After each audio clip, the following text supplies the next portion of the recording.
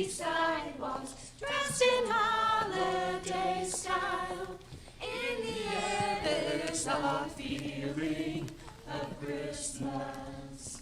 Children laughing, people passing, eating smile after smile.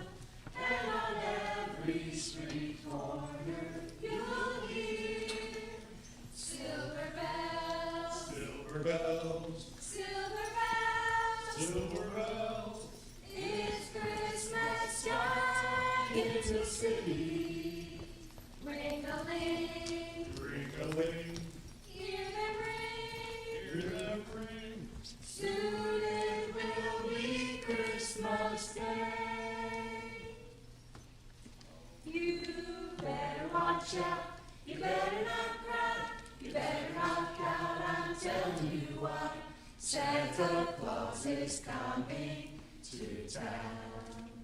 He's making a list. He's checking it twice. He's gonna find out who's naughty or nice. Santa Claus is coming to town.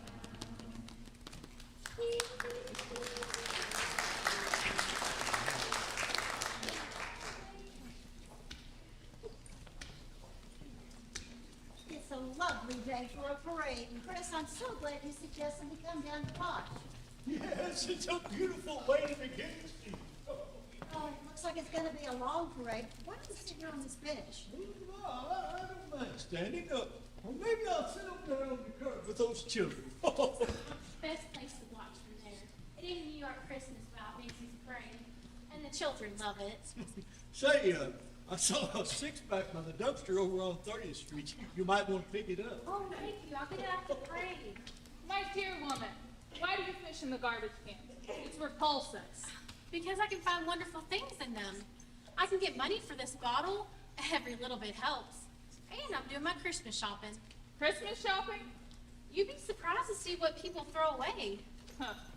I use a shopping service to do all of my Christmas shopping. I can't be bothered plowing through all those crowds in the stores. You ought to be bothered a little bit. Besides, my shopping costs a lot less than yours, and it's appreciated just as much. It's the time and thought you put into it to show your love for your family, whatever way you do your shopping. I like your spirit. A true Christmas spirit is always a joy. Well, Chris, you know, Christmas is big bucks for the department stores. It's the season when they make up for the losses they have all year long. Christmas is about more than big bucks, Doctor. Christmas is the one time of year that should be devoted to those things we stubbornly resist all year long. Peace, goodwill, and helping others. Now tell me, Doctor, what's your Christmas wish? I don't even think Santa Claus could get me what I want. Oh, try me. Well, if you say so. Maplewood's medical facility needs an X-ray machine. It would be helpful in so many situations, but it's very expensive. You shall have it, Doctor. Chris, if I get that X-ray machine for Christmas, I'll know you're really Santa Claus. Just look at your stocking on Christmas morning.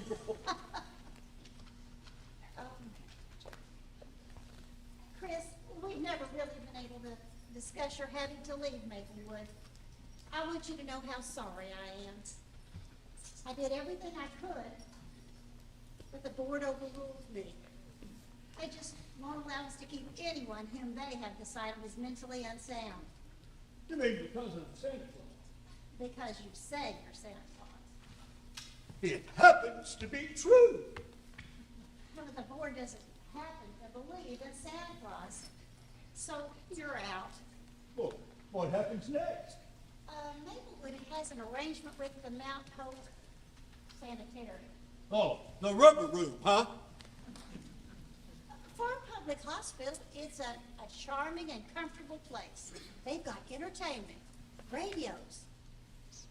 Chris, do you have any money? Yeah, I have $36.42. That won't get you very far.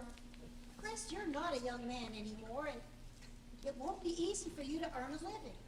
If you can't support yourself, you'll wind up a ward of the state and end up at Mount Hope anyway. Why not avoid the disagreeable experience of living on the street? There's nothing wrong with me, and I'll be hanged if I'll go to the funny farm. Well, what choice do you have? Well, the Central Park zookeeper's a friend of mine. Maybe I'll stay with him. The reindeer don't doubt my sanity.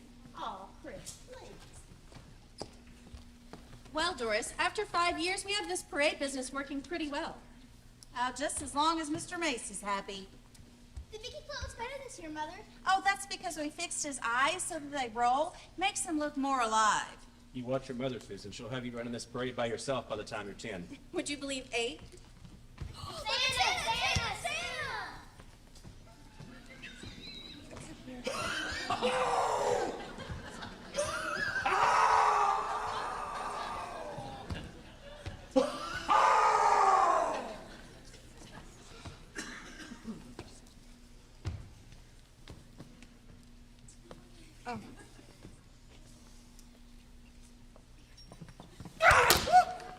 I broke my leg again. Allow me, sir. Merry Christmas.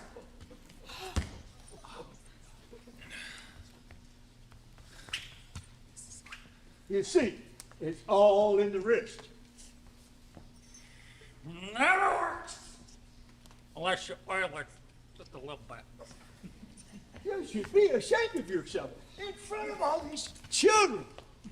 You're a disgrace to the uniform, sir. Where's your Christmas spirit? Right here.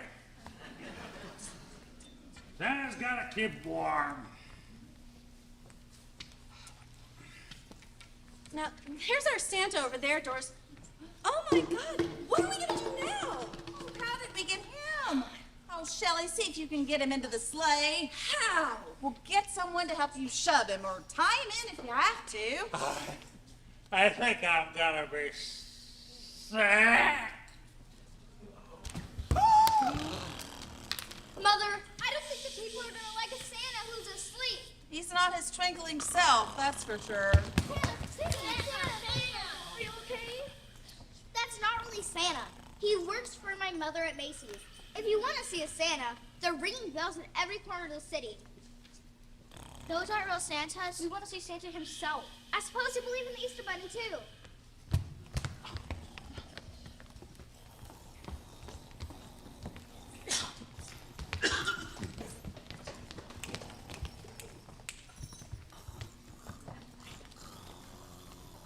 Chris, this looks like a golden opportunity to solve both your problems. I think they need a replacement on the sled.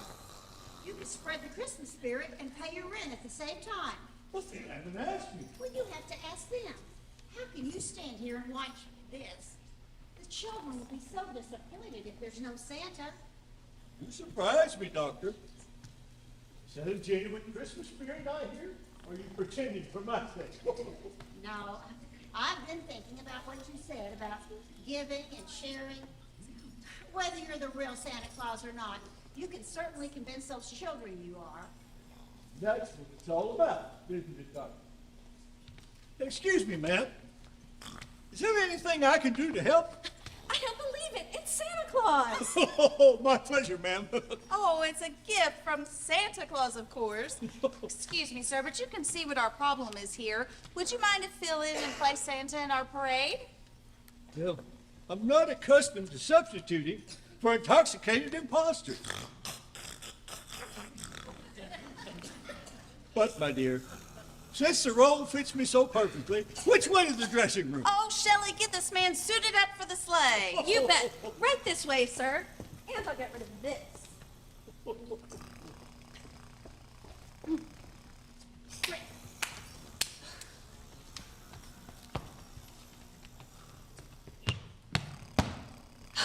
Green tea.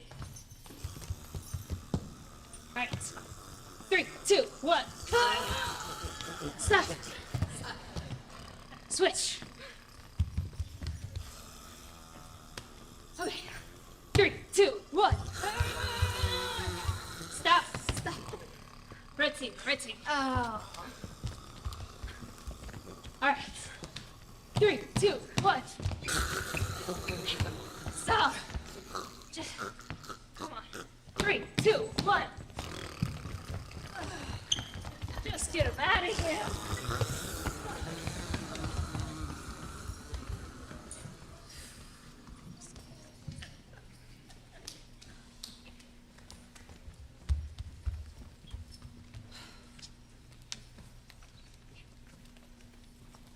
hello, Doris. Oh, hi, Fred. Susan's over there talking to the elves. Do you mind to get her and take her somewhere? There's just so much to do, and I don't have time to deal with the crazy ideas they'll put in her head. Don't worry. I overheard the conversation. It was just about the North Pole. That's just what I mean. The North Pole, the North Pole. Mr. Gailey, I appreciate you taking care of Susan, and I'm so glad that you all get along so well, but you and I have been neighbors long enough for you to know that I have definite ideas about keeping her mind free from illusions. This is not a fairy tale world, Mr. Gailey. Why is that, Mrs. Walker? Oh, I'm sorry, Fred, to be so irritable. I just think it's more important to be realistic. As a lawyer, I should think you would support that. I didn't know you were raising a 7-year-old lawyer. This is just not a fairy tale world, and she'll be waiting for Prince Charming to come along, and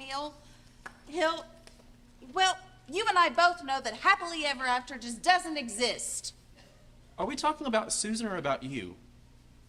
Look, I'm sorry, Doris. I'm sure your divorce was painful, but you can't stay bitter about it forever. Not all men will let a woman down, and I don't think Susan's going to be any happier growing up to think so. I was devastated, Fred. Listen, thank you for your help, but just let me be Susan's parent. The elves are better this year, Mother. Their costumes actually fit. Don't worry, Doris. Nobody's going to make up this kid's mind for her.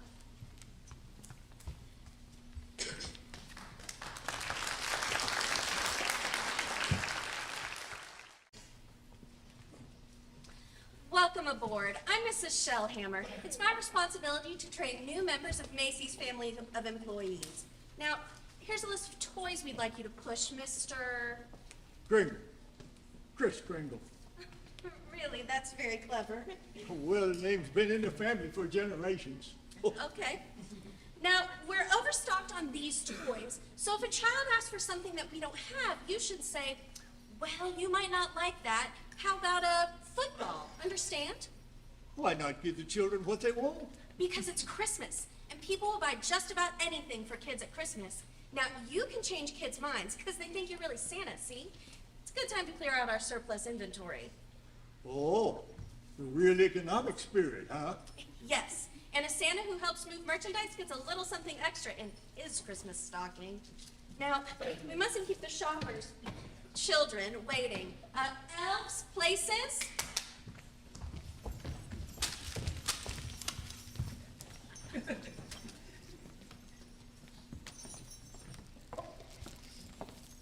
Well, hello, Sharon. How did you know my name? Because I'm Santa Claus. Now, what can I bring you for Christmas? I want a pink bike with ribbons on the handlebars.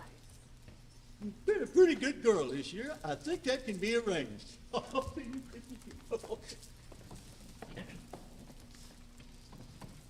Thanks a lot, Sam. Do I look like I'm made of money? You should ask her if there's something else she would like. Your store wants $70 for a bike like that. I've checked. Well, can you afford $39.95? Well, sure. Check Acme Toys over on 30th Street. I can't believe this. Macy's Santa Claus sending me to another store? But it's not whether Macy's or Acme sells the toy. The important thing is to make the child happy. This is so wonderful. This is so good of you. Thank you. Merry Christmas. Well, hello, Jessica. Hi, Santa. What can Santa bring you for Christmas? I want a red fire truck with a real hose that squirts real water. And this time I promise not to squirt it in house. Oh, that's what you said last year about the water cannon. I know, but this time I really promise. Santa, please.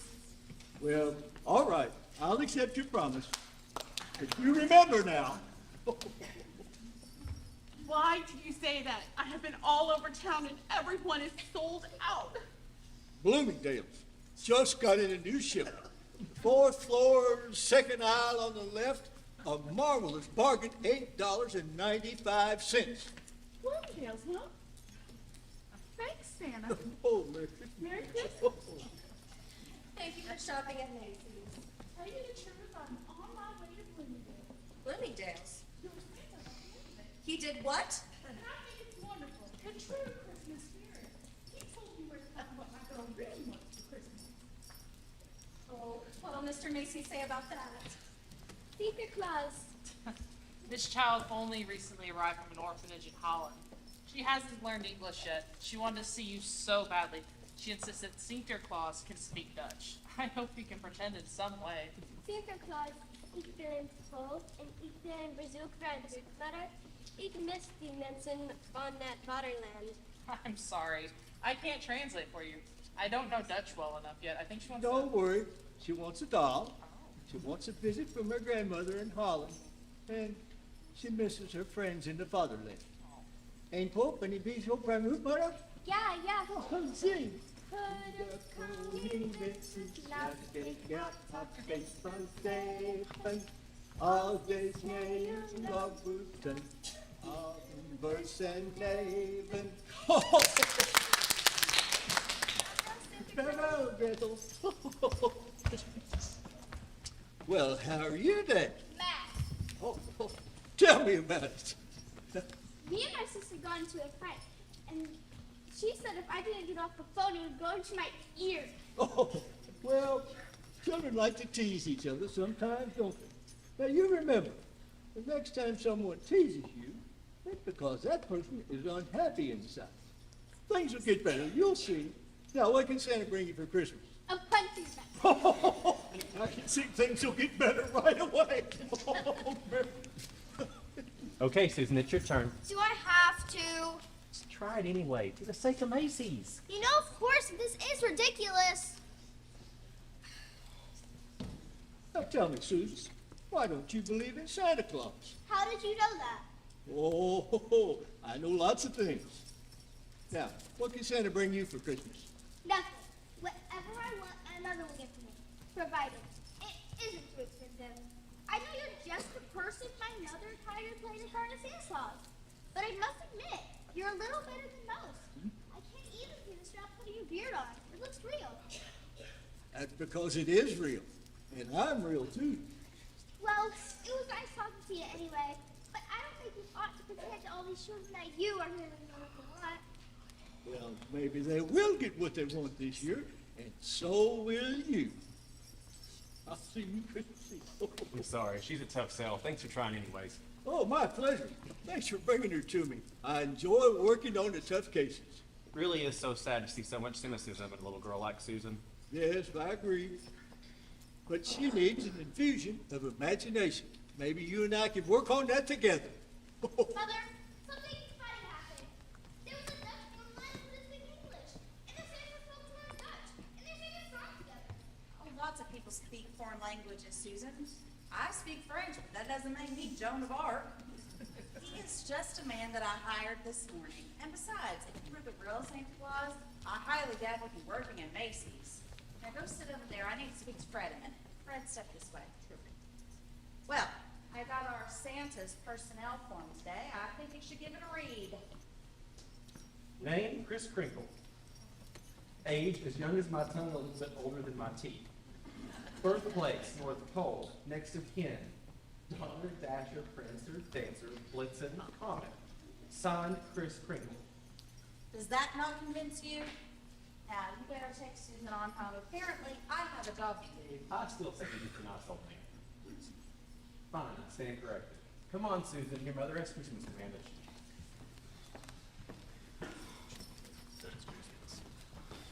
Doris, this new Santa is completely unacceptable. He refuses to push the backstock merchandise, and you're not going to believe this, he's sending our customers to buy toys at other stores. I'm serious, you've got to do something. Well, what a coincidence. I was on my way to do just that. Oh, what a day we've had, Mr. Kringle. I hope it wasn't too difficult for you. Well, getting accustomed to a new setting is always trying. I have enjoyed the children. Well, maybe you're trying a little too hard. What do you mean, Mrs. Walker? Apparently, you aren't following the instructions given to you by Mrs. Shellhammer. Oh, you mean to push the surplus toys. I decided not to do that. Oh, you did? I thought it was dishonest. Why should the children have to pay for Macy's mistakes? That was not your decision to make, Mr. Kringle. And talking about dishonesty, what about this personnel form? Well, it isn't dishonest. Look at the things you put on here. We are very serious at Macy's. We are not playing games. Now, if you want a paycheck, you need to put down your proper information on this form. It all happens to be true. See, I verified it by signing right at the bottom. Then you really think you're Santa Claus? Certainly not. Oh, thank heavens. I know it for a fact. Well, you're welcome to whatever delusions you want to live with, but I have to be realistic. We can't have you sending people to other stores. I'm sorry, you should pick up your final paycheck at the personnel department. I really am sorry things didn't work out.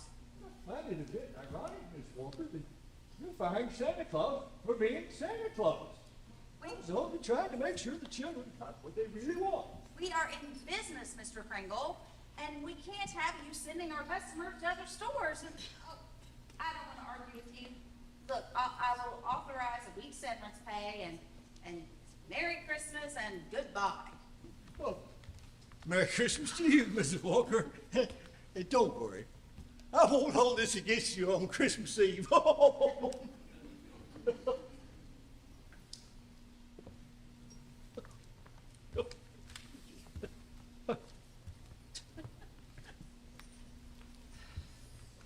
Doris, Mr. Macy would like to speak with you. I am perfectly capable of speaking for myself, Miss Shellhammer. Yes, sir. Is there a problem, Mr. Macy? I will listen with great interest while you tell me who is responsible for our Santa sending customers to other stores. I take full responsibility, Mr. Macy. I instructed him to push our backstock merchandise, but he wouldn't. Well then, who told him to send somebody to Bloomingdale's to get something we don't have? We're not sure, sir. My office has been flooded with phone calls and letters. I'm so sorry, but I'm taking care of it. All messages of grateful appreciation from shoppers. This is the greatest goodwill advertising gimmick in years. It's positively revolutionary. I could see the headline, the store with the real Christmas spirit. Macy's Santa recommends Bloomingdale's. It's a breakthrough in advertising initiative, Miss Walker. The media will love it, and Macy's will reap a harvest of publicity and goodwill. Oh, I'm so glad you're pleased. This is the best Santa Claus we have ever had. And there'll be an extra bonus in both your Christmas stockings this year, ladies. Oh, this must not be real life after all. I'm still asleep and dreaming. And it's a nightmare. Huh? I just fired him. You did what? He's crazy. You should see the things he puts on his personnel form. He really thinks he's Santa Claus. Evidently, so does Mr. Macy. What do we do now? Oh, do you think Mr. Macy will fire us? Oh, maybe it's not too late. Have the operator page Mr. Kringle, Shelley. Mrs. Walker, where is Santa Claus? The line has backed all the way to Lady Sportswear. And we're almost at a candy cane. She fired him. You fired Santa in the middle of Christmas rush? What about the children?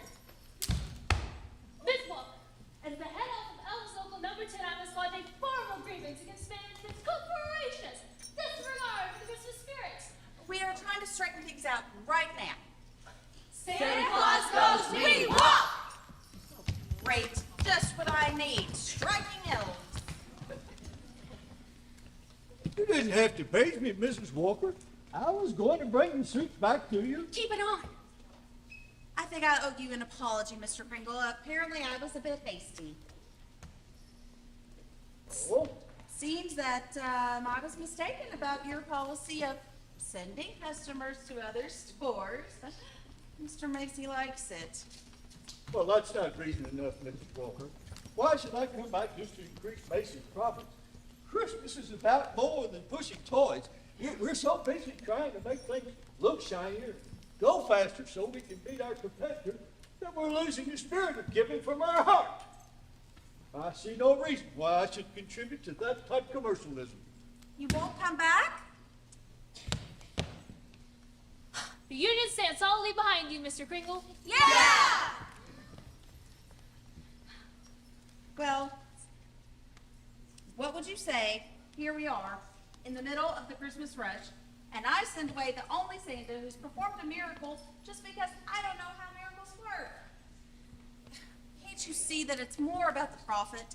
Macy's needs you. I need you. The children need you. Not to mention saving 2 wage slaves from being fired. Well, What if we promise that you don't have to push the overstock? Just be the Santa that you want to be. Just be yourself. Now that I can do. A masterful stroke, Mrs. Walker.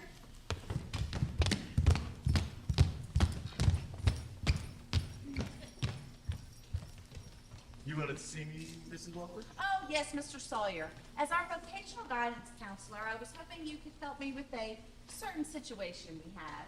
You see, we have the best new Santa in the toy department this year. No, that's most commendable, Mrs. Walker. Well, not quite. You see, he's right on just about every level, even right down to his natural white beard. But he believes he's Santa Claus. Ooh, interesting. Do you think you could help the old fellow out a bit? So, you mean to say he maintains the Santa Claus persona outside of the work environment? Oh, this is something straight out of a psychology textbook. Are there any other symptoms? None that I know of. A persistent delusion, huh? That's bad. Very, very bad.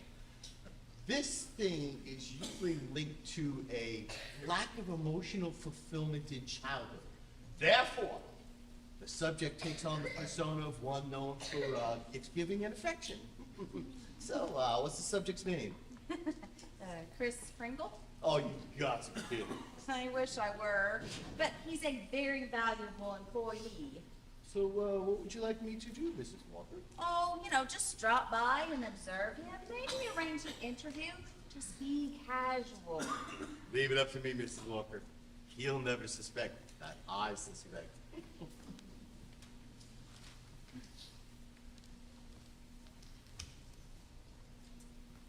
Excuse me, are you Doris Walker? I am. May I help you?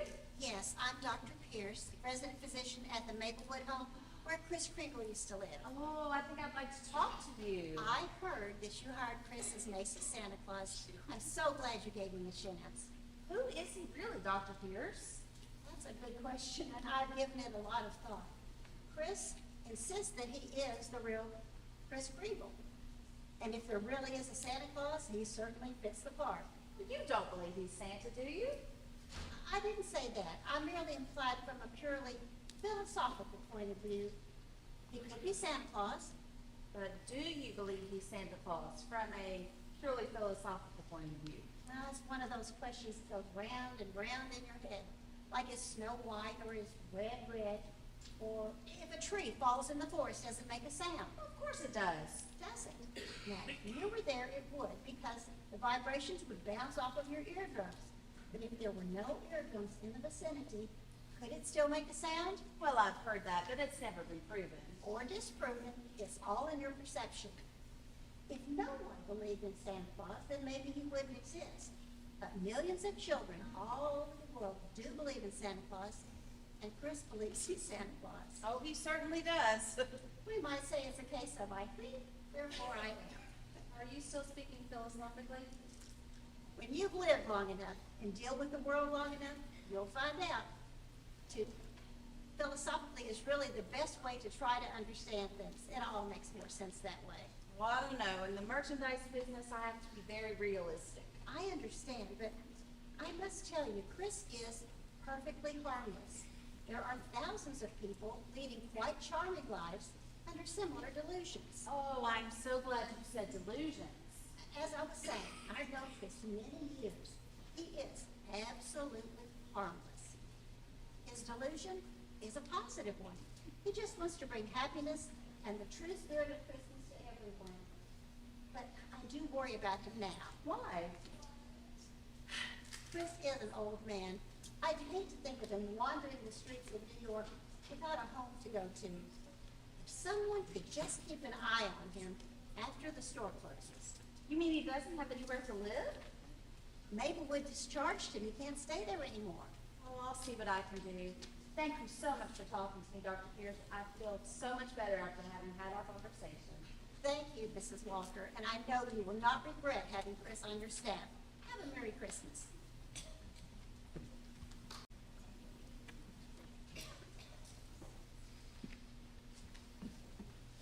Mr. Kringle, is it? Yes, that's one of the names I'm called. I'm Albert Sawyer, Macy's vocational counselor. Well, how do you do? That remains to be seen. Before the customers start to come in, I was wondering if I could take a moment of your time to become better acquainted with you. As you are a new employee, it's part of my job to ask you some questions. So, have you enjoyed working through Macy's? Well, I'd hardly call it work. I normally do this sort of thing for free. Oh, so you're in the habit of promising toys to children at Christmas time. Well, I do my best. And how do you procure these toys on your own? Well, Santa has a lot of influence in making things happen. And I suppose in the evenings you go to the North Pole to manufacture these toys. Actually, no, I live with my reindeer. Excuse me? I'm currently staying at the home of the zookeeper. I help him feed the reindeer and see to it that they're all right. Okay, let's move on. Can you tell me what 3 times 5 is? Don't you know? No. I want you to tell me. 15, of course. Good. Now, I would like you to envision I know. Spread my arms, touching my nose, alternating between index fingers. No. And I also know this one. Do you know any new ones I haven't had before?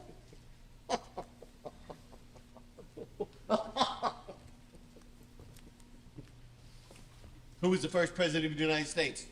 George Washington. And do you know who was vice president under Grover Cleveland? I don't know that. Mr. Kringle, I'm conducting this interview. Now, are you married?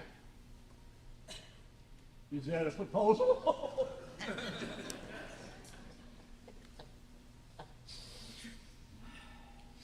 How many fingers am I holding up? 3. Oh, my, Mr. Sawyer. I see that you bite your nails. Do these interviews make you nervous?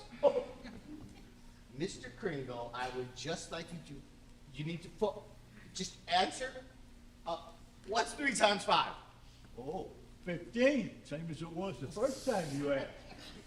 Do you know that unconscious repetition is often a sign of overwork and stress? Are you getting enough rest, Mr. Walker? Oh, Mr. Kringle. Oh, you could use a nice vacation. Why don't you take a couple of weeks? I can talk to Mr. Mason for you. That man has a rampant psychosis. That Santa Claus, that Kris Kringle. Oh, come on, Sawyer. His doctor was just here. She said he's perfectly harmless. Perfectly harmless?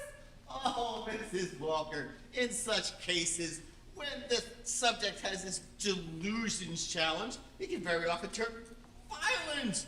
Oh, you continue to employ that man, I will take no responsibility for the consequences. Then I'll take full responsibility of it. Don't you worry.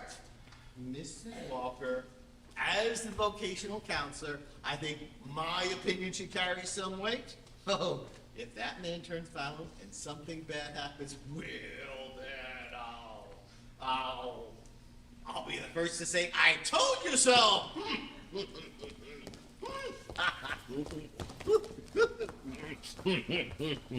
heavens, what was that all about? Well, Sawyer just gave our Santa Claus a psychological evaluation, and it didn't go very far.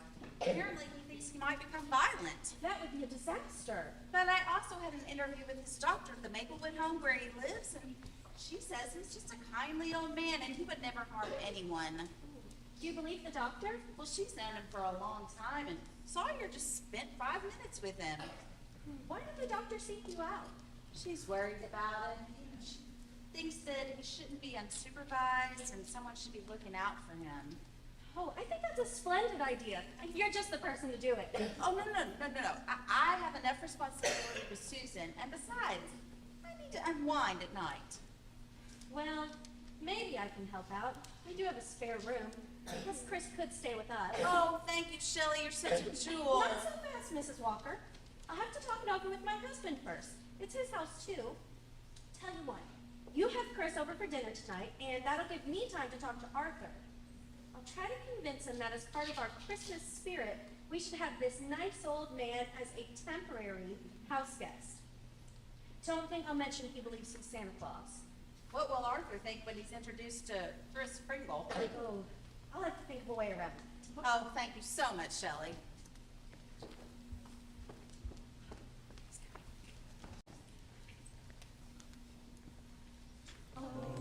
Weather outside is frightful, but the fire is so delightful. And since we no place to go, let it snow, let it snow, let it snow. It doesn't show signs of stopping, and our pots are born for hopping.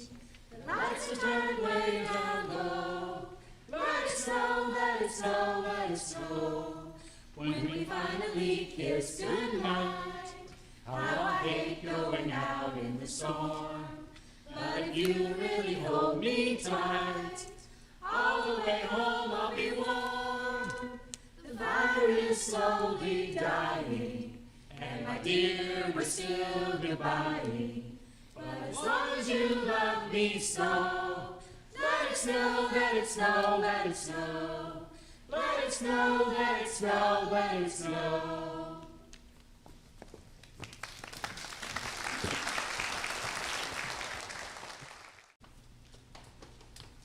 I enjoyed our dinner very much. Thanks for inviting me. And I thought the milk and cookies for dessert. Especially a nice touch. I really like spending the evening with you and Susan. Mr. Kringle, could you speak to me in that language that you spoke at the store the other day? Oh, I think Mr. Kringle's tired, Susan. Oh, no, I'd love to talk to her. Come here, Susan. Oh, I need to make another call. Excuse me just a minute. Now, tell me, Susan, do you have many friends in the building? Yes, but I don't see them often. The games they play are so childish. Today they were being animals. They asked me what kind of animal I want to be, but I didn't want to be an animal. So dumb. Well, why didn't you tell them you were a lion or a bear? Because I'm not a lion. I'm a girl. Well, the other children weren't animals either. They were just pretending. That's what makes the game so silly. Hmm. Susan, do you know what imagination is? That's when you see things that aren't really there. Well, it's that. But it's also a wonderful country you can go to. You know about nations like England and France and Russia. Imagination is a place like that. But the wonderful thing about that place is, once you get there, you can do anything you want. Not quite anything. For instance, how would you like to fly to Mars and be back by dinner? Oh, that wouldn't be possible, Mr. Kringle. Or be the Statue of Liberty in the morning and fly south with a flock of geese in the afternoon. It's very simple. You want to give it a try? Well, I guess I could try. Okay, let's start with something easy. How'd you like to be a bird flying in the sky? Oh, I wouldn't know how to do that, Mr. Kringle. Oh, sure you would. Now stand up. Now spread your arms out. Now wave them up and down like wings. That's it. Now fly! There, girl. Now tilt and turn and keep flying. Oh, now you're flying like a bird, Susan. Oh, way to go. That's very good, very good. I did it, Mr. Kringle. That was fun. Yes, sure was. Now tell me, Susan, if you were to believe that I really were Santa, what would you ask me to bring you for Christmas? Well, can you bring me big presents? Well, since we're in the land of imagination, they could be any size. I want a real house for Mother and me, and a real father to live in it with us. Well, you're right. That's a tall order indeed. Well, if you're really Santa Claus, you could do it. And if not, you're just a nice man with a white beard like Mother said. Well, Susan, not everyone always gets her Christmas wish. That doesn't mean there's not a Santa Claus. Sometimes children wish for things they can't really use, like a real locomotive, or a girl might ask for a baby brother or sister, even though her parents are not properly able to care for it. Sometimes people have to learn things like how to behave and how to love before Santa can grant a wish. But I wished for a father and a house for a really long time, Mr. Kringle. And the longer you wish for it, the more it will mean to you when it finally comes. If everyone got their wish right away, life wouldn't be near as much fun. But a house and a father are really all I want, Mr. Pringle, not toys. Hey there, Susan. How's my favorite girl? Hi, I'm Fred Gailey. I live in the next apartment. Well, hello, Mr. Gailey. I'm Chris Kringle. Yes, I know. Pleased to meet you. Susan, it's time for bed. Oh, hi, Fred. Have you two met? Oh, we just introduced ourselves. Mr. Kringle, I found a place for you to stay tonight. Oh, excuse me, I need to make a call. You're looking for a place to stay? No, well, I live at the zoo. I've never met anyone who lived at the zoo before. The zoo's no place for someone to stay. Why don't you stay with me? I've got an extra bed and I could use the company. Very kind of you, Mr. Gailey. Susan, why don't you tell your mother we've made an arrangement? I don't want her to worry about me. Okay, Mr. Pringle. I like the idea of you staying with Fred. He's my friend, and it's right next door. You're not Susan. You know, I like the idea too, Mr. Gailey. You know, I'm very fond of that little girl. You are. I can see that. How about her mother? Well, I like her, but I'm afraid with me being, next door neighbors with her and a babysitter to Susan and all, that's as close as she wants me to get. Have you ever invited her out? I've tried, but Doris doesn't socialize since her divorce. I don't think she trusts love anymore. That's an old sad story. But maybe it's one you and I can do something about. Oh yeah? How do we start? No, very simple. Just keep showing your interest in her, be aware of her feelings, and above all, you must have faith in her. I've tried all that. It hasn't done any good so far. It'll all work out. I'll see to that. Mr. Kringle, Mrs. Shellhammer has a place for you to stay, and it's right next to the store, so I'll just call you a cab. Well, it's very kind of her, but I've just accepted Mr. Gailey's offer to stay with him. Oh, Mr. Gailey. I see. I hope you don't mind. Well, all right then. I'll go to the zoo and get my things, and I'll be back soon. Well, wait, I'll call you a cab. Oh, don't bother. There'll be one right outside. Thank you. Be careful, Chris. We'll see you soon.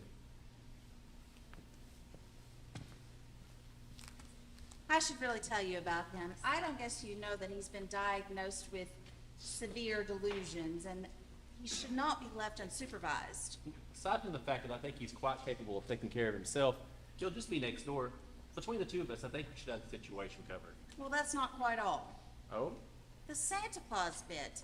I thought I told you I don't want Susan influenced. I thought I made that perfectly clear. I understand your concerns, Doris, but I like Chris. Why not try out the arrangement for a couple of days, and if it doesn't work, then we'll find something else for him to do. Until then, I'll take responsibility for him. Trust me, Doris. Deal? Well, okay.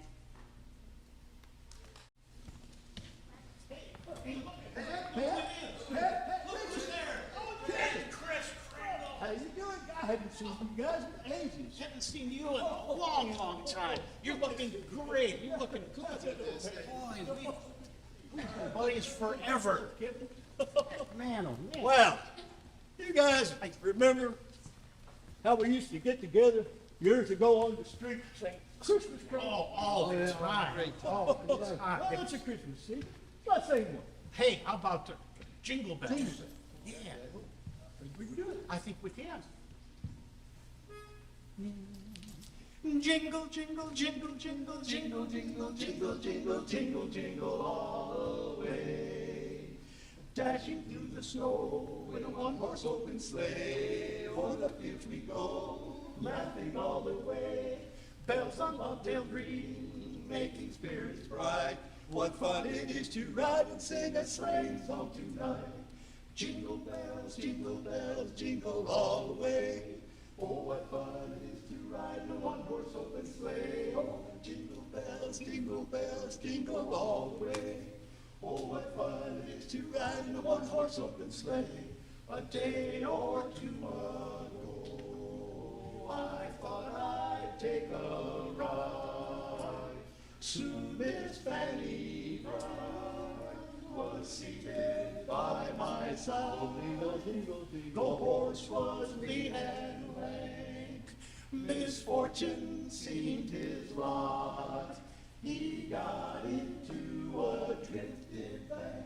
and we got upstart. Jingle, jingle, jingle, jingle bells, jingle all the way. Oh, what fun it is to ride in a one-horse open sleigh. Oh, jingle, jingle, jingle bells, jingle all the way. Oh, what fun it is to ride in a one-horse open sleigh. A one-horse open sleigh. Jingle, jingle, jingle, jingle, jingle, jingle, jingle, jingle, jingle, jingle, jingle all the way. Hey!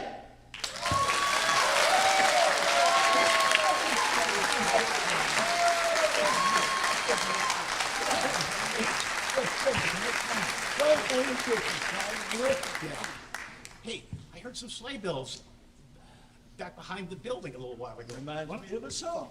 We all song like that, don't we? Sleigh bells ring, ring-a-ling, are you listening? In the lane down, snow is glistening. A beautiful sight, we're happy tonight, walking in a winter wonderland. Gone away, away is the bluebird, here to stay is the new bird. He sings a love song as we go along, walking in a winter wonderland. In the meadow we can build a snowman, and then pretend that he's Parson Brown. He'll say, "Oh, you married, we'll say no, man, but maybe you can do the job when you're in town." Later on, we'll conspire as we dream by the fire to face unafraid the plans that we made.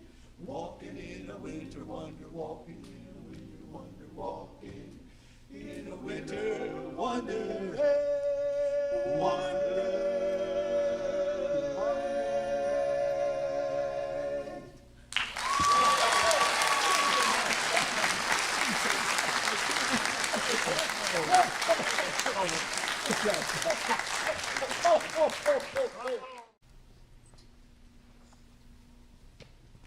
Hi, is everything okay? Did Chris come by here?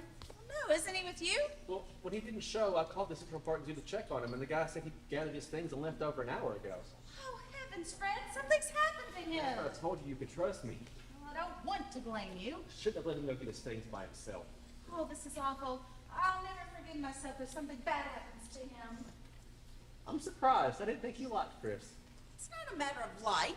I had a feeling that what he stood for was starting to get to you. No, but this is New York City. Oh, come on, Doris. Who's gonna mug Santa Claus? That's it, I'm calling the police. Listen, if Chris can make it all the way from the North Pole to here, I don't think New York City is gonna be a problem for him. But he would have called by now. He would have known that I'd been worried. Mom, Oh, sweetheart, what's wrong? I had a dream that Mr. Pringle went away, and it wasn't any more Christmas. Oh, Susan, you know that dreams aren't real. Oh, Susan, it was just a dream. Mr. Kringle's fine. We'll never lose Christmas as long as we have each other. Now, come here. Cover you up really quick, because I know you just got out of bed. You want me to sing you a lullaby? Okay. Ready? Silent night, holy night. I don't know what I would have done without you tonight, Fred. I don't think I've ever really shown my true appreciation for our friendship and how you care for Susan, and I'm so sorry that I got upset with you. Thank you. Thank you for opening up to me. Thank you for realizing that I'm right there with you. Oh, excuse me. I'll come back at a more convenient time. Oh, Chris, you're back. Where were you? We were very worried. Oh, boy, I was just singing carols with my friends and thought I'd come by and say good evening to you. Oh, I'm so relieved. Then my dream really was true. Santa really did go away. But he came back because your mother cared about him. Well, that's a nice thought anyway. Everything's okay now, Susan. Come on, I'll take you back into bed. Good night again, Susan.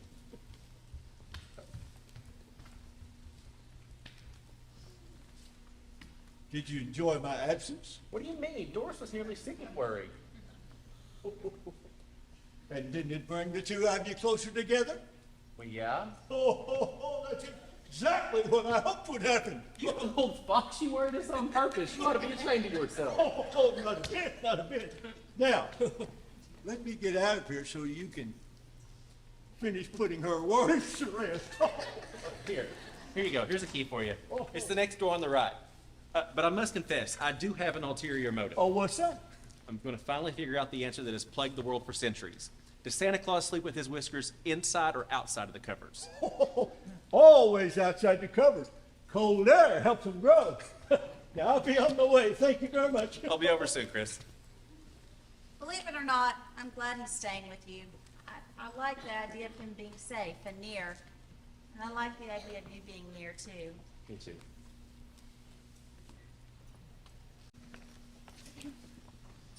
And now, ladies and gentlemen, we have a wonderful Christmas treat for you. Macy's Elf Theater.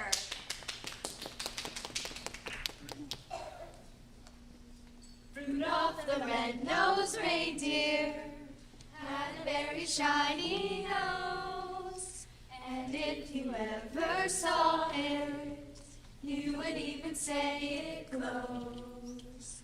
All of the other reindeer used to laugh and call him names. They never let poor Rudolph join in any reindeer games. Then one foggy Christmas Eve, Santa came to say, Rudolph, with your nose so bright, won't you guide my sleigh tonight? Then how the reindeer loved him as they shouted out with glee, Rudolph the red-nosed reindeer, you'll go down in history.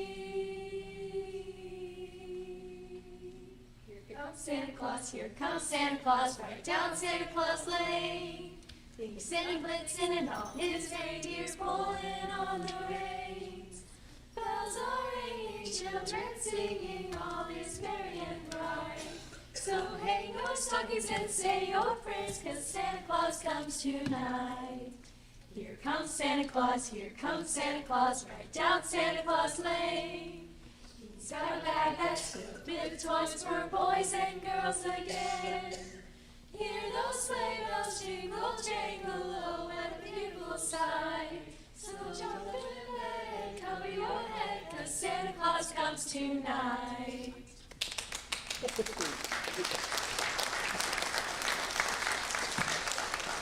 And now, another special honor, Mr. Macy, Mr. Bloomingdale. Welcome to our store. I am so happy that we can work together in the spirit of Christmas. Yes, I must admit at first I was quite jealous of the popularity of your Goodwill campaign. I felt like Macy's was stealing business from Bloomingdale's. But then someone reminded me that Goodwill is not the private property of any one organization. So we at Bloomingdale's have begun our own Goodwill operation.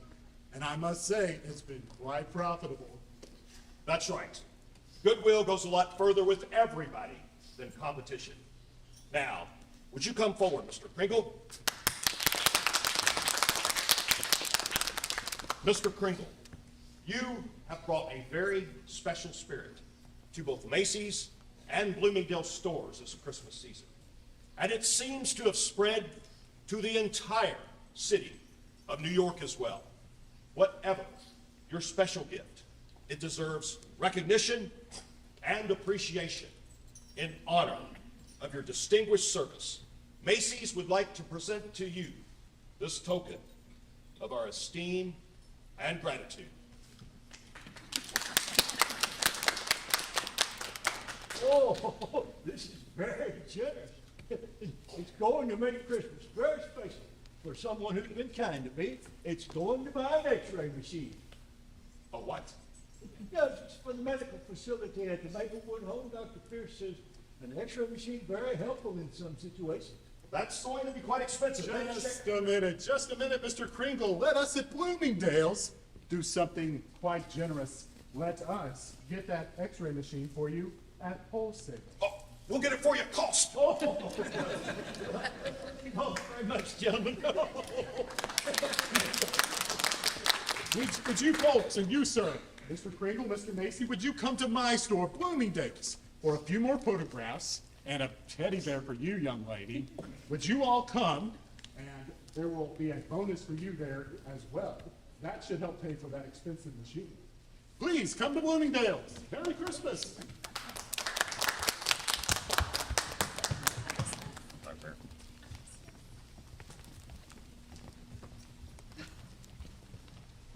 Pinch me, Fred. I never thought I would see Mr. Macy shaking hands with Mr. Bloomingdale. It's a miracle.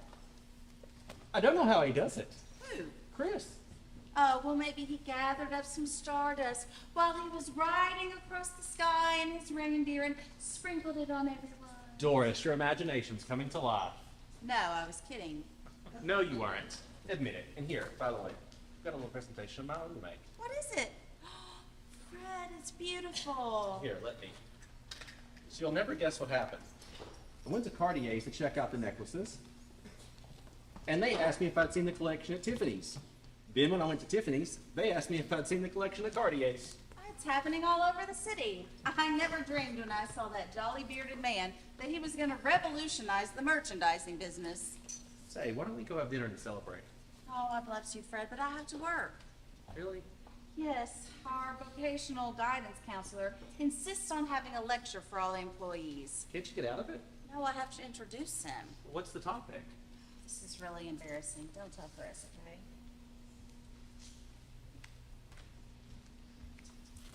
So, I was thinking we'd sit along the lines and Yeah, be a of little more course. peppier, and Oh, then for sure. a couple more times. What is that? Exploding the myth of Santa Claus. Open discussion following lecture. We'll have to tell Mr. Kringle about this. Yeah. And so it gives me great pleasure to introduce to you Mr. Albert Sawyer. Oh, please, please. Hold your applause till the end. Ladies and gentlemen, tonight we are here to explore the spirit of giving and the myth of Santa Claus. By the time this lecture is concluded, I feel certain that each and every one of you will agree with my most heartfelt conviction that this Santa myth that has been handed down from generation to generation is an abomination that has harmed untold numbers of children. Why, this symbolic figure of Santa Claus or Saint Nicholas or Kris Kringle, call him what you will, is no more than a classic expression of the wishful dreaming of all children. Rather than teach our children that the things they want are going to come to them for free, we should be teaching them, while they are still young and impressionable, the value of the work ethic that made this country great. If children grow up unable to tell the difference between myth and reality, well, those children are never going to be able to succeed in this world. And the parents who perpetuate this myth reveal themselves to be incomplete and neurotic personalities who themselves have never adapted to the stringent demands of our culture. Not only have they damaged themselves, but they are harming their children's future. A child who does not understand this marked difference between fact and fiction will grow up still clinging to infantile fantasies and never be able to face the cruel truths of today's world. Why do we do this to ourselves, you may ask? Don't ask. Yeah. Because of parental guilt. That's why we perpetuate the myth of Santa Claus. Parents who feel guilty for having neglected their children 364 days out of the year choose this one day to shower their kiddies with gifts and thus compensate for those feelings of guilt. And parents and grandparents who swamp the child with talk about Santa and stage the Christmas charade are reenacting their own infantile emotions, which they have never outgrown. Therefore, I suspect that this vaunted spirit of giving is nothing but selfishness in disguise. Far from doing any good in this world, this vicious myth has done more harm. Just a minute there. I'm delivering this lecture, Mr. Kringle. I believe an open discussion was to be included. The discussion will follow after the lecture is over. The lecture is over. We don't want to hear this anymore. Yeah! Mrs. Walker, I refuse to continue as I refuse to continue as long as this blatant fraud is in the room. Chris, we have to, please. Walker, I cannot just stand here and listen to the depressing absurdity of this man's propaganda. Absurdity, huh? Oh, dare you? Oh, don't you threaten me. See, Mrs. Walker? Look at him. Oh! Oh! He hit me. There's no such thing. Now let's calm down here, Albert. Chris? Mrs. Walker, surely you're not going to just stand there while this dangerous maniac assaults your employees? He's quite harmless, Mr. Sawyer. Oh, perhaps we should let the police determine that. And that concludes our evening. Thank you all for coming and Merry Christmas. I will handle this. Perfectly capable of defending myself against attacks, Mrs. Walker. Please, Chris, for my sake. Well, all right. I'll see you at the store in the morning. No, I'd like to speak to you in a minute. Do you mind to wait out in the hall? Okay. Society has ways of dealing with your kind.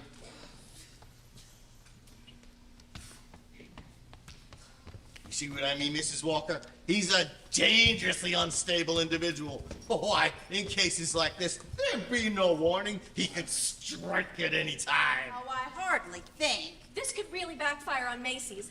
If the press or Bloomingdale's were to find out that our Santa is possibly violent, the repercussions could be devastating. I tell you, that Kringle is a stick of dynamite with a very sharp fuse. Oh, by the way, I told you so! Oh, I'm just glad his violence was directed at me rather than towards some innocent young child dangling from his knee. We've got to do something at once. Oh, but he's just a kindly old man. Are you sure he hit you with his cane? Yes, and he will again. That man has evidently undergone some sort of fundamental change in personality, and now he's entered a violent phase. Oh, but Dr. Pierce is sure. Dr. Pierce is not a qualified psychiatrist. And neither are you. Well, then it's your responsibility to have him evaluated by a psychiatrist at once. I agree. Oh, but he's been evaluated several times. Then one more won't make a difference. If the psychiatrist finds him competent, Chris can come right back and resume his job. And if she does not, then, well, you would have done the right thing. Well, Now, there's only one difficulty, and that is getting him away from the building without provoking another incident. Oh, in his current state, it would most certainly result in violence. You'll have to explain it to him, Doris. He trusts you. Oh, I simply can't hurt the old man. Wait! I won't need you, Mrs. Walker. I have an idea. What are you gonna do? I will apologize to him, even though it was entirely his fault, and then invite him to dinner and persuade him to go get a psychiatric evaluation tomorrow morning. Okay, well, call me later and let me know. Yeah, sure. Oh, Mr. Kringle! Mr. Kringle, would you come back here, please? Oh, Mr. Kringle, I am so sorry. We had our little disagreement, and I apologize from the bottom of my heart for whatever minor role I might have played in bringing it about. Why can't we go out to supper together? My treat. And then afterwards, I'll drop you off wherever you're staying. Well, certainly, Mr. Sawyer, I accept your apology. And thank you for the invitation to dinner, but I believe I'll be going with Miss Walker. Oh, that's all right, Chris. It'll give me time to do some shopping, and I'll just go with Mrs. Shellhammer. See you in the morning. Ah, good. Shall we? Well, I need to speak to my elves. Can you give me a moment? Oh, sure, sure. Take all the time to consult with your delightful companions, and I will just go to my office and get my happy coat. I've been thinking. Do you know how we should always look for the good in everyone, no matter how bad the person seems to be? Does everyone include Mr. Sawyer? Well, sometimes the good is buried so deep we fail to see it, and when it does come out, we block our willingness to see it. Mr. Sawyer sees things very narrowly because he lacks the ability to dream. So, he can't imagine anything being any better than his very limited view. Well, is there any hope for him? Well, sure there is. He apologized. I don't know if he was sincere, but we must encourage his good thoughts in every way we can. Well, what if he wasn't being honest? Well, that would mean, for the moment, the bad is stronger than the good. You shouldn't go with him, Mr. Kringle. Yeah. Well, not so fast. We must be quick to recognize the good intentions in his words. Having said them, even he, down deep, believes he should mean them. I'm calling for a vote of the elves on whether Mr. Kringle should go with Mr. Sawyer. All those in favor? Aye. Opposed? Opposed! I'm sorry, but I'm in charge of me, so the ayes have it. I'm going to give Mr. Sawyer another chance. After all, it was Miss Walker who said I should go with him. Besides, I can take care of myself. You elves go on home, and I'll see you in the store in the morning. Never trust a bridge. Please be careful. Mr. Sawyer, where should we have dinner? Oh, I've made some arrangements, my good man.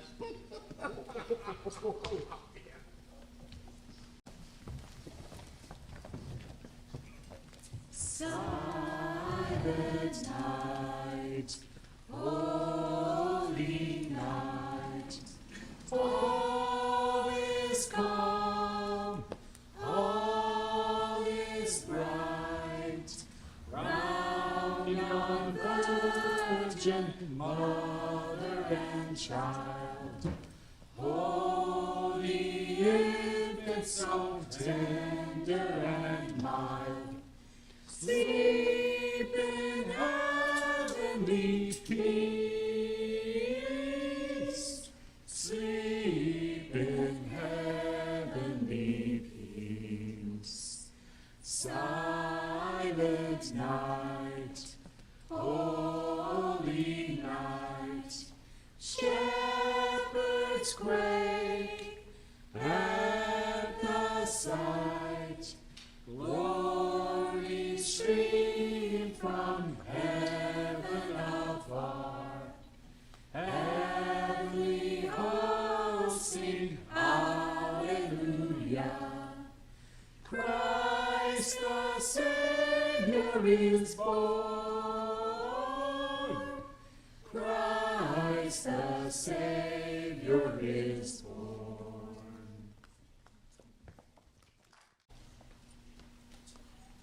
How could she have done this to me? How could Doris have done this?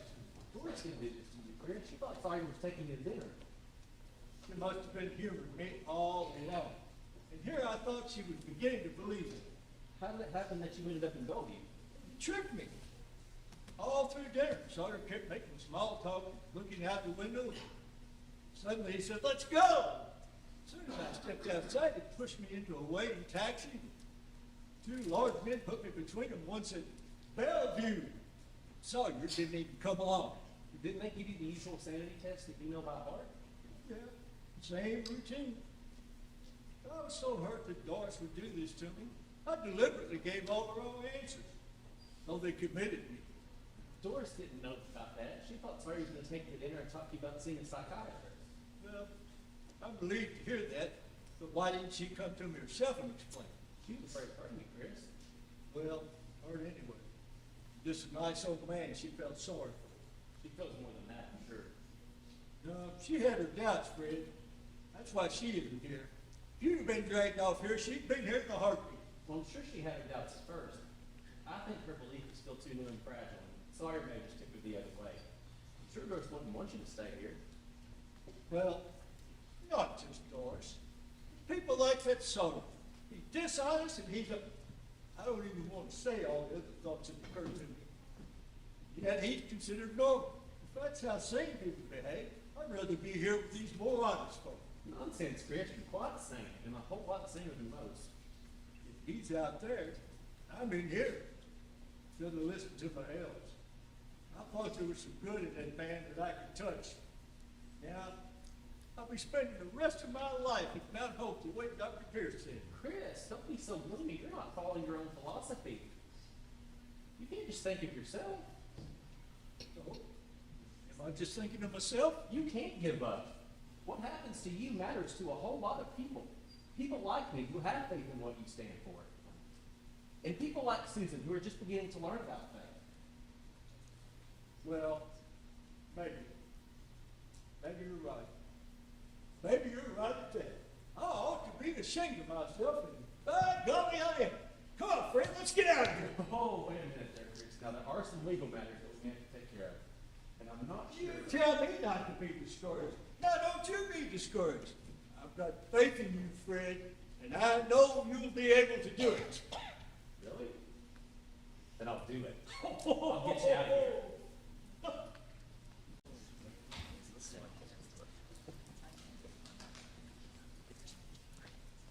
Good morning. Oh, and what a beautiful day it is, too. And you've had a good year, haven't you, Your Honor? Oh, yes, things have gone very well. I see no reason why this spring election won't just fall in my lap. Perhaps my Christmas present to Mrs. Harper ought to be more elaborate this year. Maybe that trip to Bermuda. That would be wonderful, sir. She'd really enjoy it.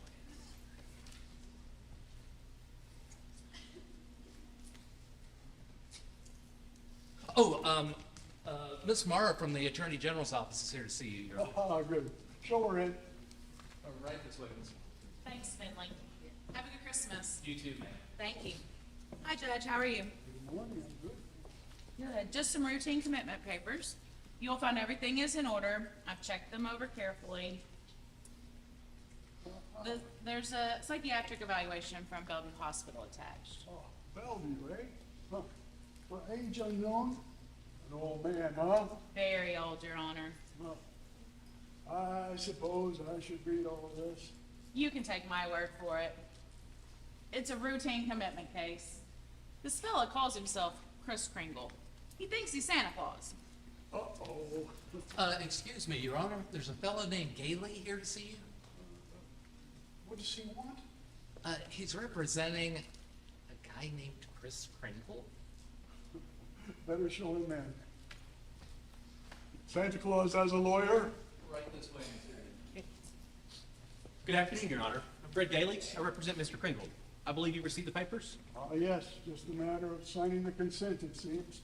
That'll get the old fellow out of harm's way before he's too old. No, if you don't mind, Your Honor, there have been indications that Mr. Kringle's been victimized, so I've requested a proper hearing so that I may provide witnesses. I thought you said this case was clear-cut. It was, as far as I knew. This is the first I've heard about a challenge. This psychiatric evaluation, there's a clear diagnosis. And the statement says that in addition to his delusion, he became violent. That's a pretty clear basis for commitment, don't you think, Mr. Daly? That's a misconception, Your Honor, which is why I'm requesting a proper hearing. I'm thinking about court time and the expense to taxpayers, Mr. Daly. You may sign the commitment papers if you wish, Your Honor, but I must advise you, I will submit a writ of habeas corpus. Oh, that won't be necessary. We might as well schedule a competency hearing. Let's see, next Monday, 10 a.m. Is that all right with you? Fine, thank you, Your Honor. Mrs. Mara? Just when I thought I was getting my calendar cleared for a Christmas vacation.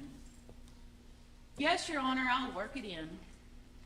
Good, see you on Monday. Thank you. Have a good day, Finley. You too, ma'am.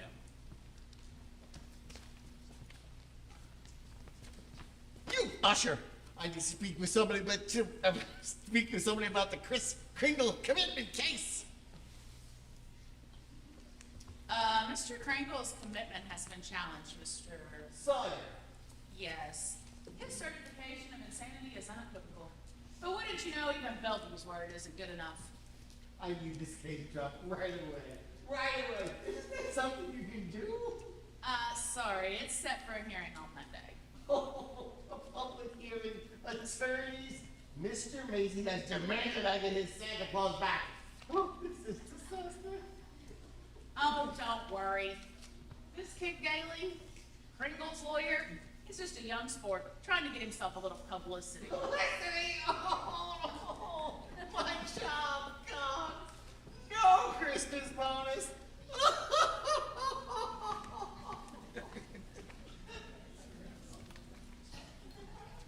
Good evening, folks. This is Sidney Stewart on your New York news station, WZYX. Today's top story from New York City is the controversial sanity hearing of, you won't believe this, Kris Kringle, also known as, you guessed it, Santa Claus.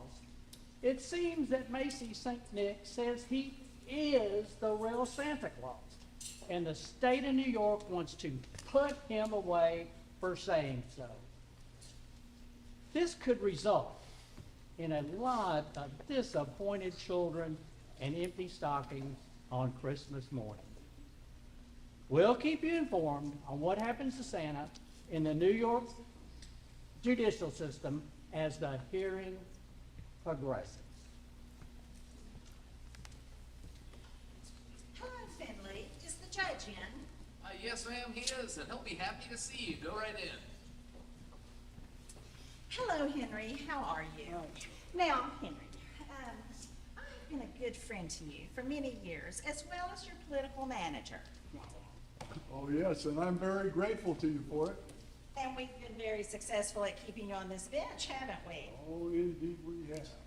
Not like this seat and hope to keep it for a while. Good, then. And we have elections coming up early this spring, right? And I'm ready. Is there any problem? Henry, is it true? I've been reading the newspapers, and they say you're going to have Santa Claus in your courtroom. Is there something you want me to ask him to bring you for Christmas? No, Henry, I want to give you a Christmas present. How about a vacation? A trip? Now, take Madeline and escape to Bermuda like you've always talked about. Oh, I'd like to, but I can't get away right now. My calendar's too full. No, I mean right away. You're looking a little run down, Henry. You ought to take a few weeks off. Nonsense. I never felt better in my life. Henry, go hiking, go fishing, go anywhere. Well, why should I? Because this Santa Claus case is explosive. You have got to get out of it somehow. I can't just walk out on a case, Charlotte. It's already arranged. Then a sudden illness. Let another judge handle it. Someone who is not up for re-election so soon? Charlotte, just relax. I'm an honest man. I couldn't take an illness. Besides, maybe this Santa Claus case will be good publicity for the campaign. Good publicity? You are going to be a regular Pontius Pilate before I even start the campaign. You will be a villain to every little boy and girl who believes in Santa Claus. They don't vote.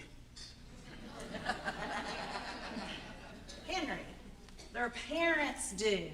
And any mother and father who is explaining to their little kid why you put Santa Claus in jail is going to hate you. Not jail. State hospital. Same thing. Wake up, Henry.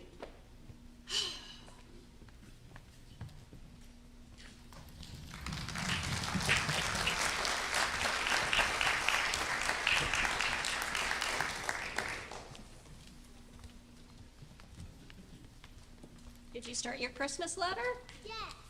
Did you see this thing about trying Santa Claus for sanity? Yeah, I saw it. I think the guy's crazy, don't you? What was that? I didn't hear about it. Yeah, this fellow calls himself Kris Kringle. He's gotta be nuts. Oh, I don't know. Why shouldn't there be a Santa Claus? I think it's a grand idea. Even if he isn't real, I just hope they don't put the old guy away. He's no harm to anybody. You ready to see Santa?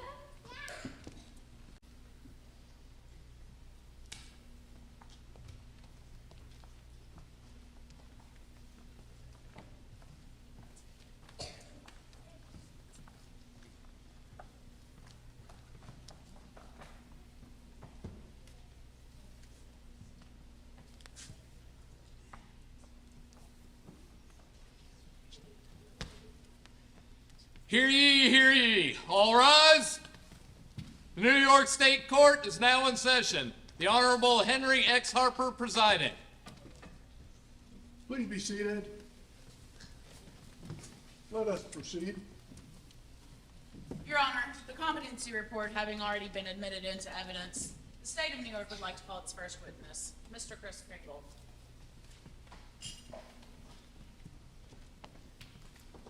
Good morning, Your Honor. Raise your right hand. Do you swear to tell the truth, the whole truth, and nothing but the truth, so help you God? I do.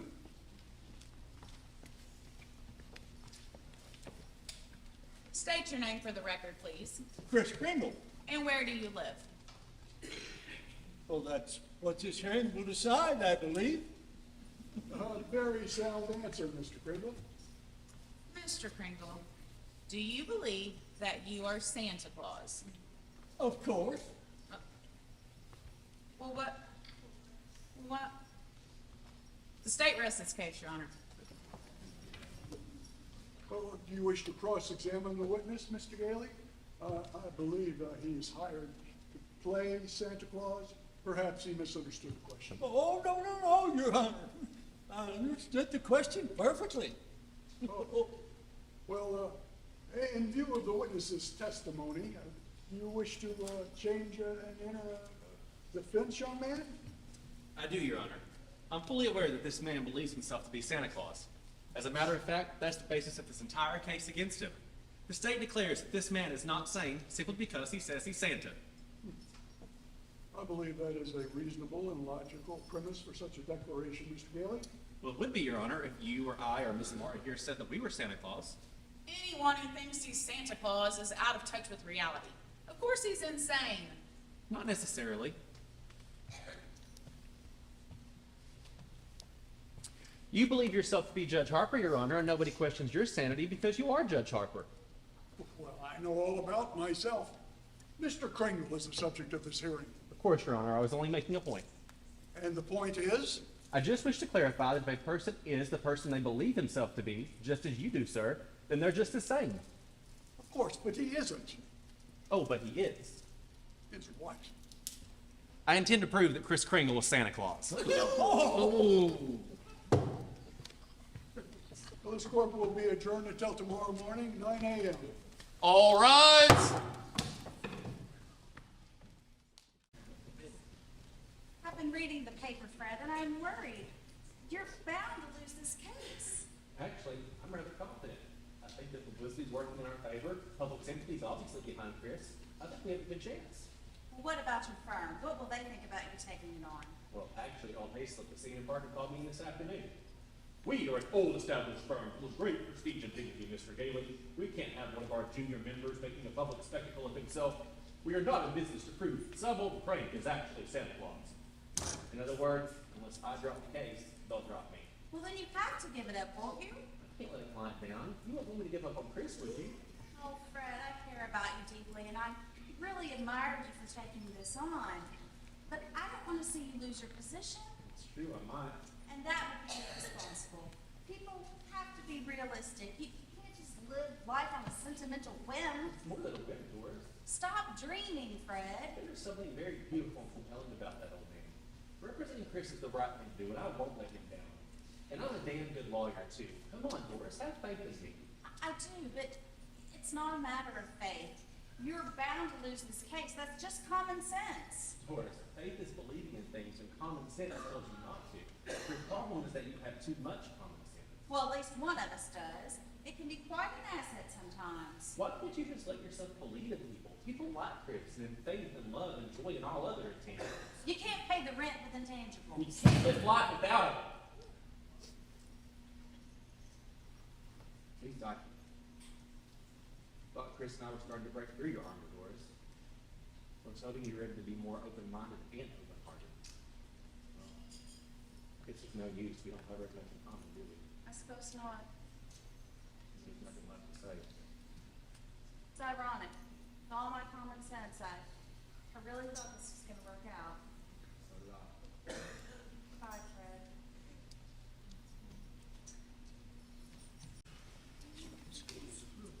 As my first witness, I call R.H. Macy to the stand.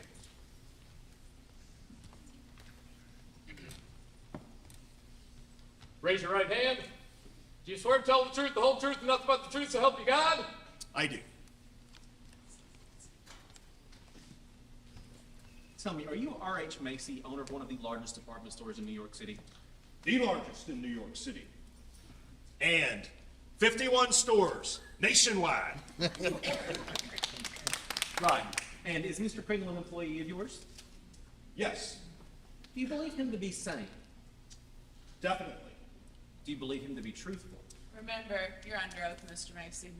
Mrs. Mara, you may cross-examine the witness when Mr. Gailey is finished. Yes, Your Honor. Perhaps I could ask Miss Mara's question for her.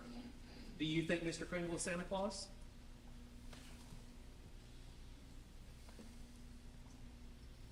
Yes. No further questions.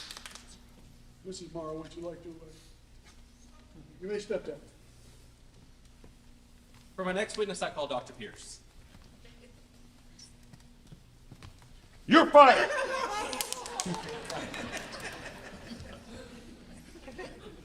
Raise your right hand. Do you swear to tell the truth, the whole truth, and nothing but the truth, so help you God? Yes, I do. Dr. Pierce, you're the resident physician at the Maple Home, are you not? Yes, And you've known Mr. Kringle for many years, is that correct? yes, Do you think he's Santa Claus? yes, Would you say that a little louder, please? I'd like for the court to hear you. yes, I do. Dr. Pierce, you are a woman of science, are you not? Do you have any rational scientific basis for this belief? Mrs. Mara, I must caution you again. You may question the witness when Mr. Gailey is finished. Yes, Your Honor. Dr. Pierce, you expressed a Christmas wish to Mr. Kringle a couple of weeks ago, is that correct? Yes. What was it?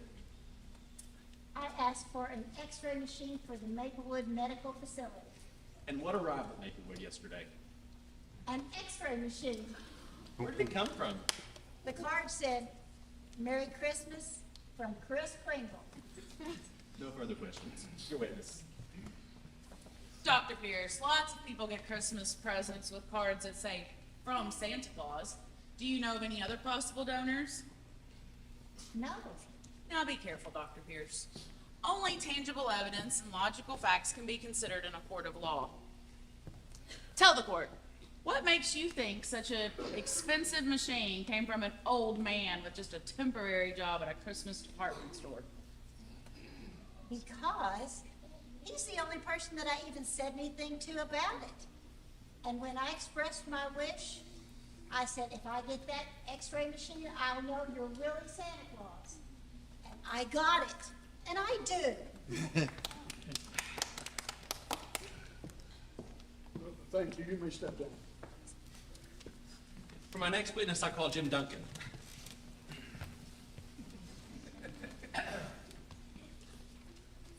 Raise your right hand. Do you swear to tell the truth, the whole truth, and nothing but the truth, so help you God? I do. Mr. Duncan, you're the zookeeper at the Central Park Zoo, are you not? Yes, I am. Tell us about Chris. Chris, he has an amazing way with the reindeer. It's uncanny. Me, I'm the antelope guy. I've been doing that for years. But anytime I need to do anything with the reindeer, I have to have them in restraints. Okay? So here, those very same reindeer they see Chris, and they just walk right up to him. And he has them eating right out of his hand. And the only person that could do such a thing is Santa Claus. This is irrelevant and immaterial, not to mention ridiculous. Mr. Gailey is making a circus out of this courtroom.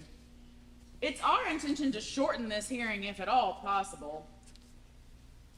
There's no such person as Santa Claus, and everybody knows it. Order in the court. Your Honor, may I ask Ms. Farr a question? All the witnesses today have testified not only that there is a Santa Claus, but that he's sitting in this courtroom.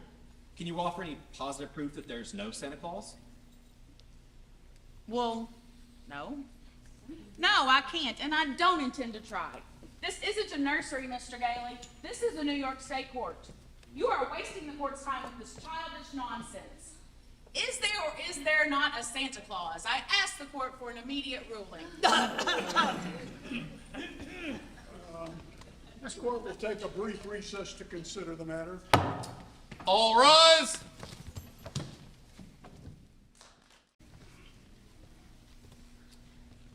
Listen here, Henry.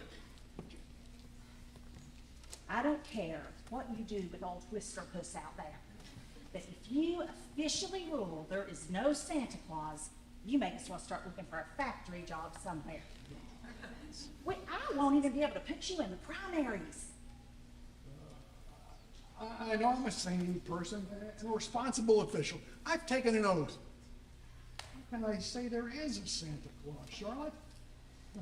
If I do, they'll derobe me and try me for insanity. Listen to me, Henry. Do you know how many millions of dollars worth of toys are made each year? Toys that would not be sold if it weren't for Santa Claus. Have you ever heard of the National Manufacturers Association? What would they think of such a ruling? And all the people they employ to make those toys. Union members, Henry, what would they think of a no Santa Claus ruling? They'll tell you, and they'll say it with votes. And then you have department stores and candy companies, Christmas card artists and printers. Oh, the Salvation Army. They've got a Santa Claus on every corner. It's their biggest source of income. I'm telling you, Henry, if you rule there is no such thing as Santa Claus, you can count on getting 2 votes. Yours and that lawyer Mara's. One. Mara's a Republican.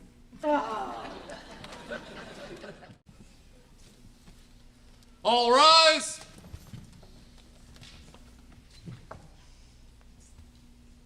Please be seated.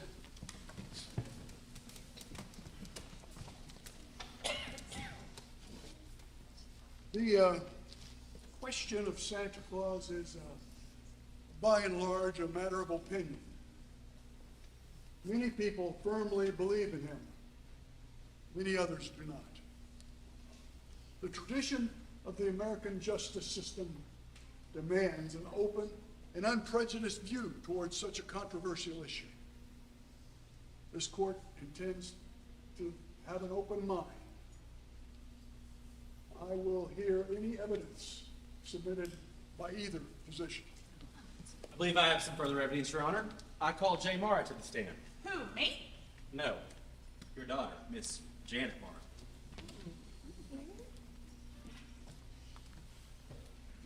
May we skip the oath, Your Honor? Absolutely. Now tell me, Janet, do you believe in Santa Claus? Sure I do. He bought me a doll on me last year. What does he look like? Well, he's sitting right over there. Overruled.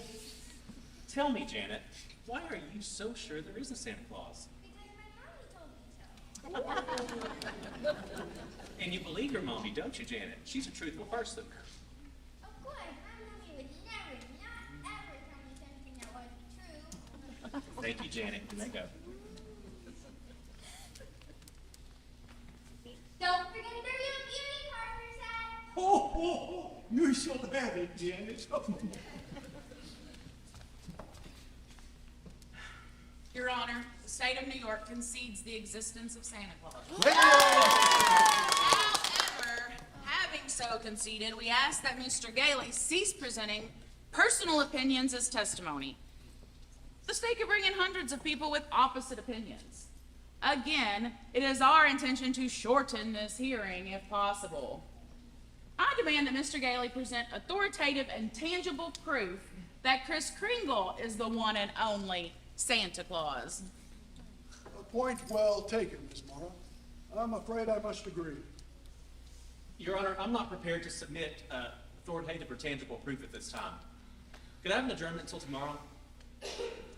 This court stands adjourned until tomorrow, 10 a.m.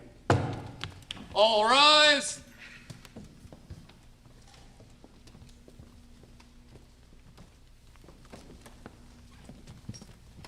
Is Mr. Pringle coming over tonight, Mother? I'm afraid not. He hasn't come for so long. He might not be able to come for a long time. Why not? It's because he says he's Santa Claus. But he has to be Santa Claus. He's everything Santa's supposed to be. Nobody can be like Mr. Kringle except Santa Claus. Oh, I wish you were right. He's going to be very upset when people say he's not Santa Claus. Then I want to write him a letter to cheer him up. What's his address, Mother?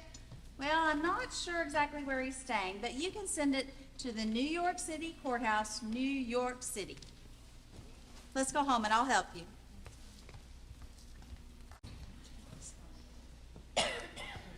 Dear Santa Claus at the North Pole. Dear Santa Claus at the North Pole. Dear Kris Kringle at the South Pole. Santa Claus at the North Pole. Whoa! Get a load of this, Lou. You know we get letters to Santa at the North Pole, the South Pole, post office, every other place. But this little girl writes to Dear Kris Kringle at the New York State Court. Special delivery, too. The kid right, you know. That's where he is. Don't you read the papers? Yeah, I read the paper. I read the sports, the Dodgers, the Yankees, not the court blotter. They got him on trial down there, this Kringle guy. He thinks he's Santa Claus. DA thinks he's nuts. You mean to tell me that there might be a guy that really is Santa Claus?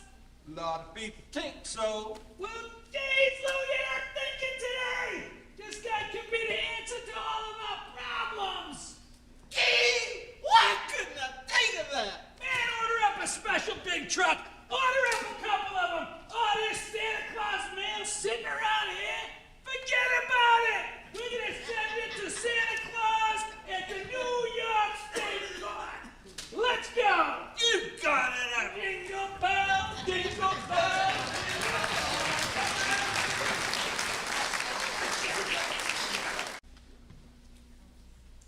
Henry, the publicity on this Kris Kringle hearing has reached massive proportions. They're writing blazing headlines about it. I know, I've seen the papers too. So, what are you going to do? You must think of your election situation. Well, and my duty to my office. Henry, today is Christmas Eve. If you send Santa Claus to the nut house on Christmas Eve, you'll be up for a protest demonstration, or get assaulted, or get run out of town.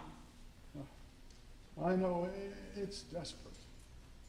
Oh, if that young Gailey can figure out the slightest competent authority reference that I can use for sanity ruling, I will do everything I can to give him every break.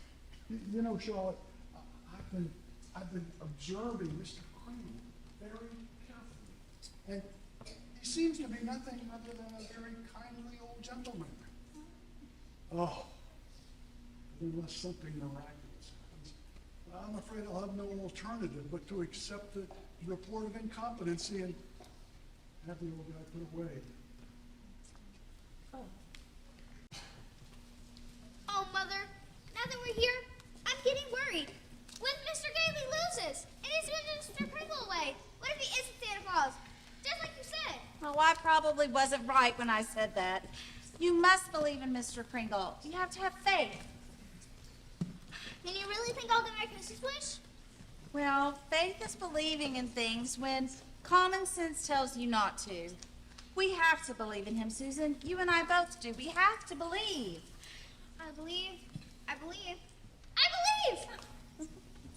Fred, listen to this letter. Dear Mr. Kringle, miss you very much and I hope I will see you soon. I know it will all come out all right. I believe you are Santa Claus and I hope you're not sad.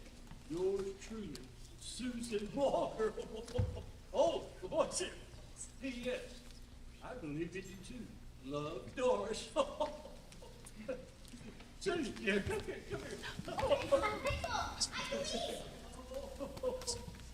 Susan, no matter how the cheering turns out, I so appreciate your letter. I know that my efforts have not been in vain. It'll come out all right. I know it because I believe in you. Oh, thank you.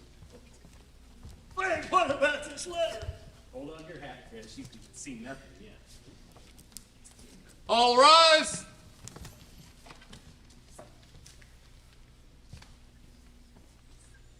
You may be seated. Mr. Gelly, do you have any further evidence to present? I have, Your Honor. It concerns the United States Postal Service, an official government agency.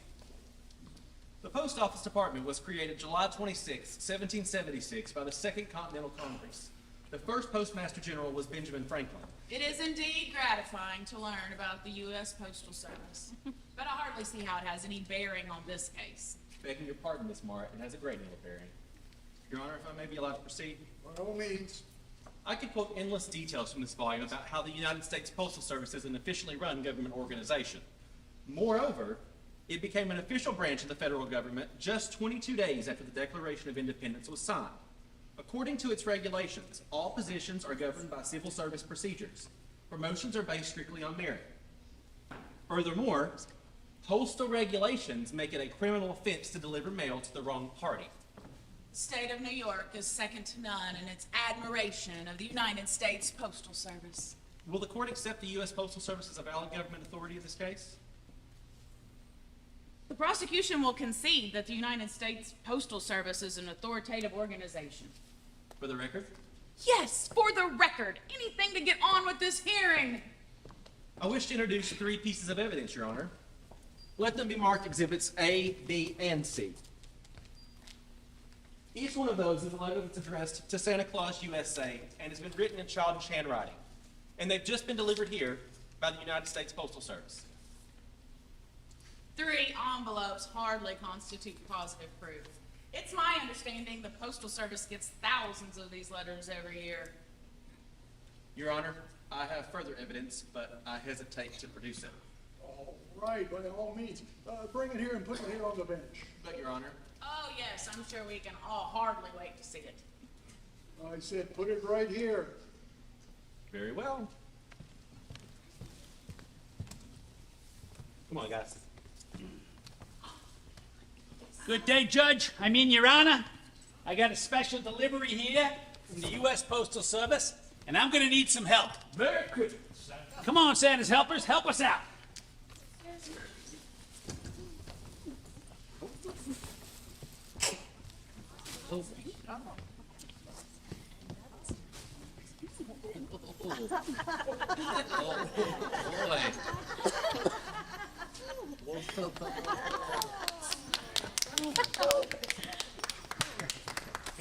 Oh, that's some mail right there. Oh, that's some mail. Wow. And you must be Chris. I got a bag just for you, sir. Merry Christmas. Merry Christmas, Judge. Got a special delivery all for you.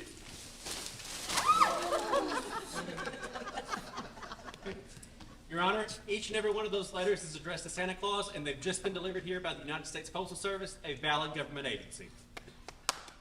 All right. The United States of America has determined that this man is Santa Claus. The court will not dispute it. Case dismissed.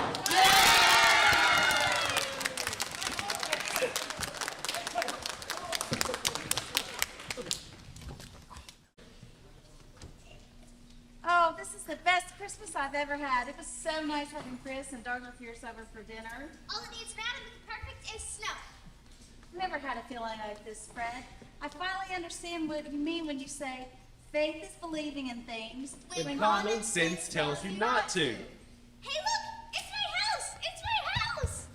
What does she mean, her house? I don't know. She's never mentioned the house to me before. It's a nice looking house. Would be a really good real estate investment for someone. I suppose so. Might be too small for 2 people, though. Maybe it's the perfect size for 3. What do you think? Doris, you know that I've loved you for a long time, and I've loved Susan even longer. Now, don't you think that it's time that we... Yes, Fred.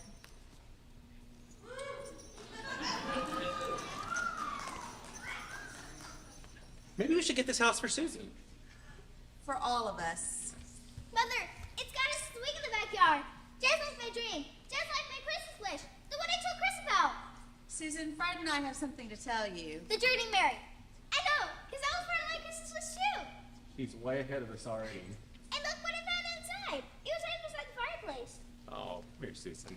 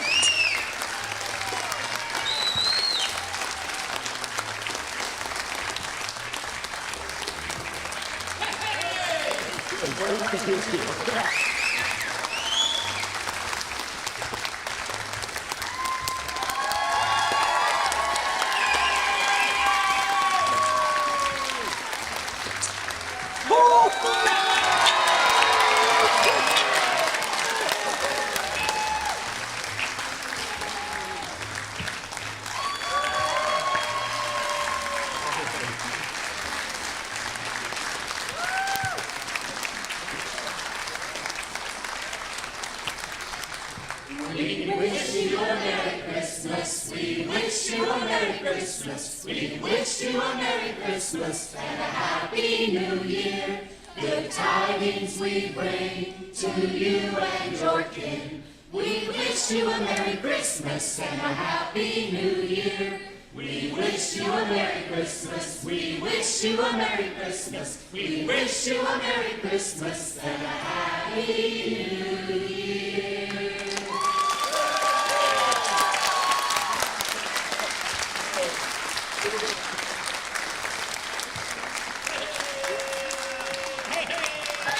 There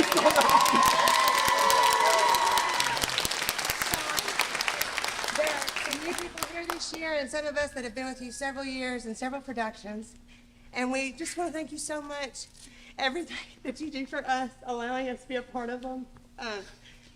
Your admiration and your love for theater, it radiates through all of us. And Mr. Love and Hugs. absolutely. This is just a small token of our appreciation to you and your wife, Felicia, for being such a great support system, for letting him come and all those nights of practicing. So we thank you so much for everything. Thank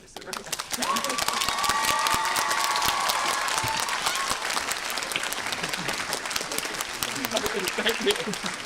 All right, meet and greet.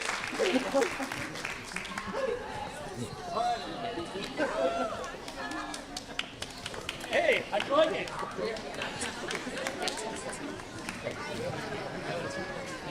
That wasn't, I don't know what it was. That was not our public commitment.